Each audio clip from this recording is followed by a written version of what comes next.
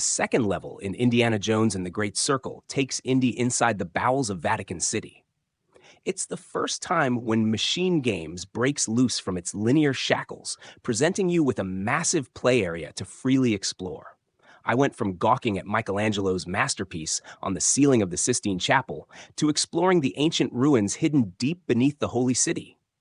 Spending more than 3 hours on this single level alone without coming close to completing every task in Indy's journal. It's not quite what I expected from a studio known for its frenetic shooters, nor a game that's been described as a first-person action-adventure. For the most part, The Great Circle is a stealth game that resembles Dishonored more than any of Machine Games' previous output. Sure, you could skulk through the shadows in Wolfenstein, plunging knives into Nazi spines, but it was a shooter first and foremost. The Great Circle has moments of action, but its violence is sudden and tends to end quickly, indicative of Indiana Jones as a character. It wouldn't make sense if he were running and gunning like B.J. Blazkowicz.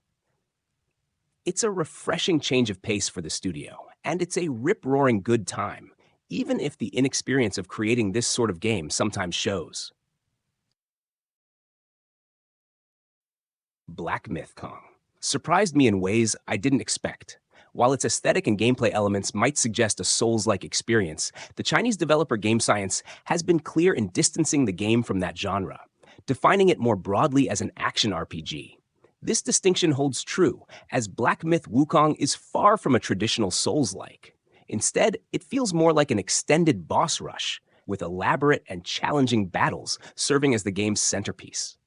The journey between these encounters, however, can sometimes lack the same energy, occasionally slipping into moments of aimless wandering. Despite these lulls, the game's satisfying combat and the unique variety of its boss fights largely compensate for its shortcomings. The story of Black Myth Wukong draws heavily from the classic Chinese novel Journey to the West. First published in the 16th century during the Ming Dynasty, this epic tale has had a lasting influence on literature, art, and entertainment, inspiring works like Ninja Theory's Enslaved, Odyssey to the West, and Akira Toriyama's Dragon Ball. Black Myth Wukong offers a fresh take on the legendary story, set sometime after the events of the original narrative while retaining many of its iconic characters. Familiar names like Zhu Baji, Kang Jinlong, and the Bull Demon King make appearances, though their roles and allegiances may deviate from the source material, adding intrigue and novelty to the experience. Ultimately, Black Myth Wukong thrives in its ability to deliver thrilling and memorable boss encounters, making it a standout action RPG. Prince of Persia: The Lost Crown.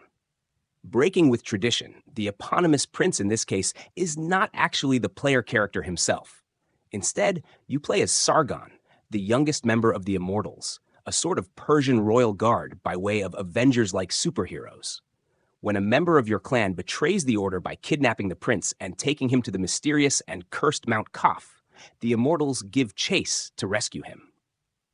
The setting allows the story to pay homage to Persian mythology, like the benevolent god Simurgh. But this is a very stylized take that doesn't seem concerned with meticulously setting itself at any specific point in history.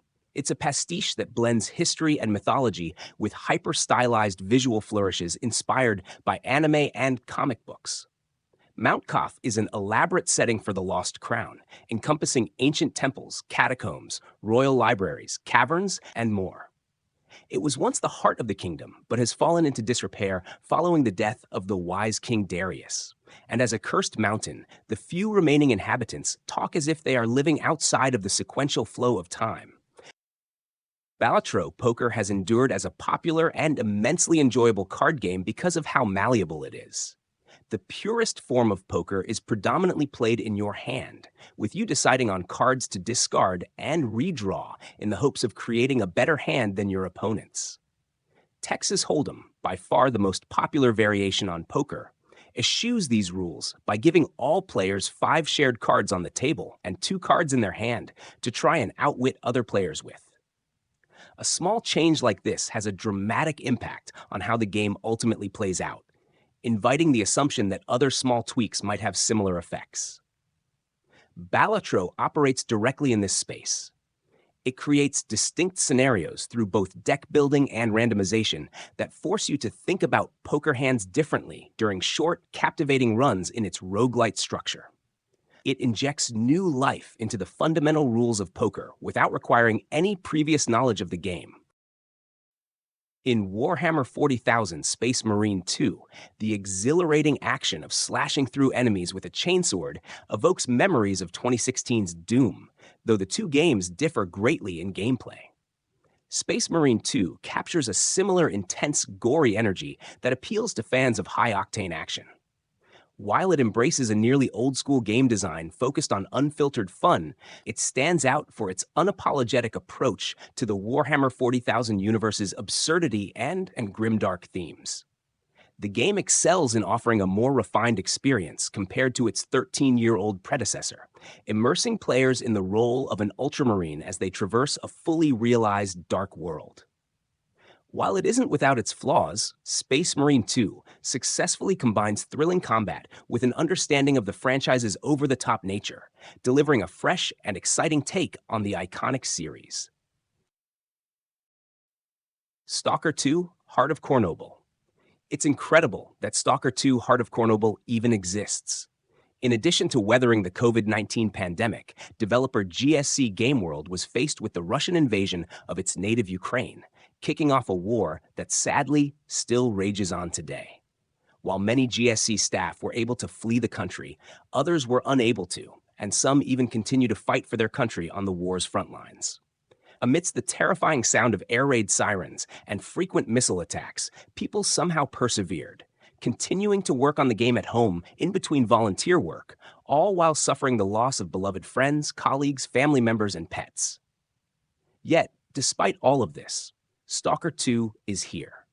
Its release is nothing short of a miraculous achievement and a testament to the people who fought tooth and nail to reach this point in the face of unimaginable hardships.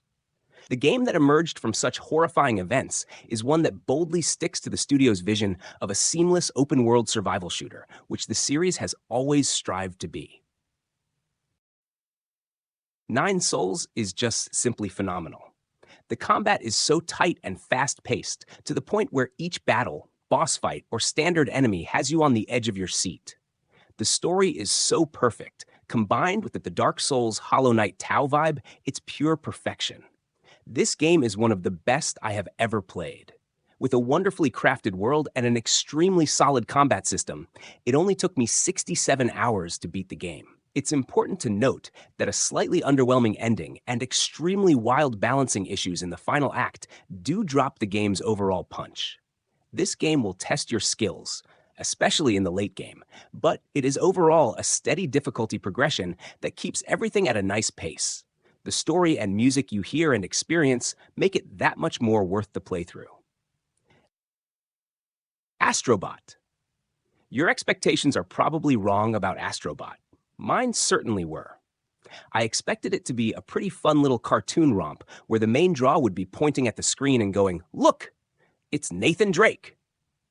What I got was one of the greatest platformers I have ever played, in terms of creativity, consistency, and cleverness, that just so happens to have a bunch of PlayStation mascots inside it. The greatest tribute I can pay to Astrobot is that you forget about all of the PlayStation stuff going on while you're playing it. Sure, it's cool to see some forgotten classics in there. Wild Arms made the cut. But you could take out the Kratos costumes, and the game would be as brilliant as it is now. Though the nostalgia or PlayStation love will eke up the excitement for some fans, and even put some off, it's not a pillar of Astrobot. Nor is it going to be the reason fans keep replaying this for years to come. Final Fantasy VII Rebirth is a game about a struggle between fate and freedom, but also the delicate balance between authorship and agency. Through gameplay systems that encourage exploration, Rebirth empowers players to discover the world around them and chart their path through it. And through its story, it presents a compelling narrative about the destructive impact of exploiting natural resources, as well as the human causes and consequences of radical environmentalism. But it's a story that ultimately is defined and destined to end in very specific ways, for better or for worse. The equilibrium between contrasting ideologies is rarely perfect, and that's evident in Final Fantasy VII Rebirth, a game that is rewarding for the dozens of hours it enables agency, but is frustrating in the few hours that author the series' future. Rebirth pushes back the borders to let players explore new horizons on their terms. Across 60-plus hours, Cloud, Aerith, Tifa, Barrett, and a few other party members follow in the footsteps of the mysterious pale-skinned and dark-robed individuals briefly encountered in Remake. In Sheepy, somewhat appropriately, you play as a sheep. Perhaps a toy sheep? It's not clear.